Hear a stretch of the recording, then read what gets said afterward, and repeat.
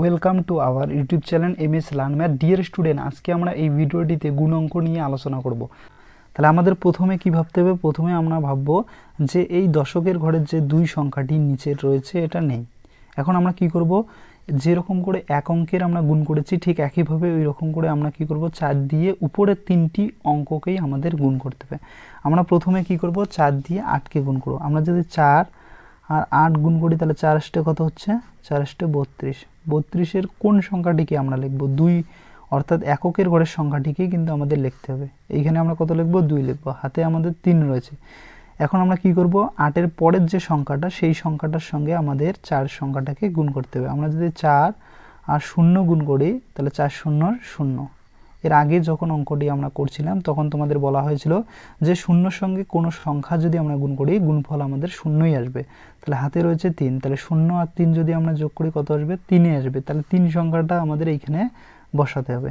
এখন আমরা কি করব, ঠিক একইভাবে যেরকম করে আমরা 4 দিয়ে 8কে গুণ করছিলাম, 4 দিয়ে 0কে গুণ করছিলাম, ঠিক একইভাবে 4 দিয়ে 6কেও গুণ করতে হবে। আমরা যদি 4 এবং 6 গুণ করি তাহলে 4 6 হচ্ছে 24।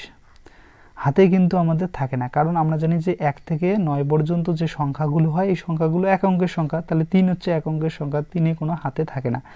এইখানে আমরা যে 24 পেয়েছি, 24-এর 4 সংখ্যাটা আমাদের প্রথমে বসাতে হবে।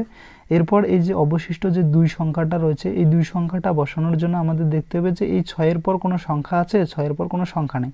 এখন আমরা কি করব, এই 2 সংখ্যাটাকে সামনে বসাবো। এরপর আমরা কি করব, এখন 2 দিয়ে যেরকম করে 4 দিয়ে 3টি অঙ্ককেই উপরের আমরা গুণ করছিলাম ঠিক একইভাবে 2 সংখ্যাটি দিয়ে এই উপরের 3টি অঙ্ককেই আমরা গুণ করব। কিন্তু আমরা কি জানি যে এই সংখ্যাটাকে আমরা দশক বলি, এই সংখ্যাটাকে আমরা কি বলি? একক। প্রথমে 4 সংখ্যাটা একক বলা হয়, 2 সংখ্যাটাকে দশক বলা হয়।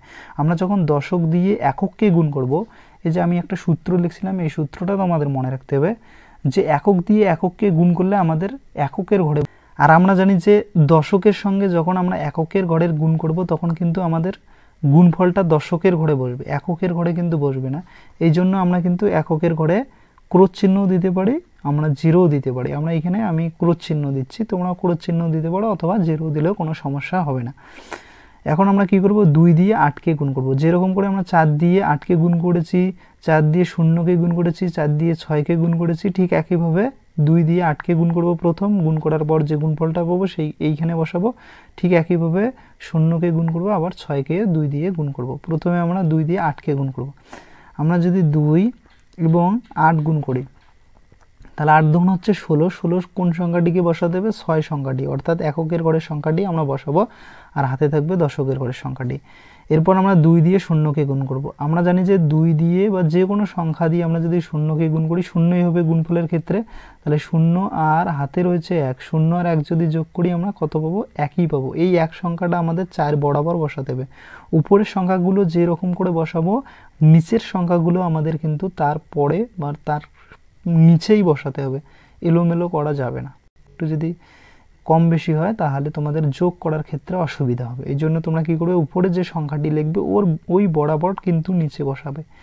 এবার কি করবে, 2 দিয়ে 6কে আমরা গুণ করবো। এবার আমরা 2 দিয়ে যদি 6কে গুণ করি 6 দুগুণ হচ্ছে 12। হাতে কিন্তু আর নেই, তাহলে 12 কোন সংখ্যাটিকে বসাতে হবে? 2 সংখ্যাটি, এককের ঘরের সংখ্যাটি আমরা বসাবো, দশকের ঘরের সংখ্যাটি হাতে রাখবো। যেহেতু 6-এর পর আর কোনো সংখ্যা নেই এই জন্য আমাদের হাতের যে এক সংখ্যাটি রয়েছে এই এক সংখ্যাটি আমরা সামনে বসাবো। এরপর দাড়ি দেবো। দাড়ি দেওয়ার পর উপরের সংখ্যা, অর্থাৎ উপরের সারির সংখ্যা এবং নিচের সারির সংখ্যা আমরা যোগ করব। তাহলে 2-এর নিচে কিছু নেই, আমাদের এখানে 2-এই বসাতে হবে। 6 আর 3 যদি আমরা যোগ করি তাহলে কত হবে? 9। 9-এ বসাতে হবে, 9-এর কোনো হাতে থাকে না। তাহলে 4 আর 1 যোগ করলে আমাদের কত?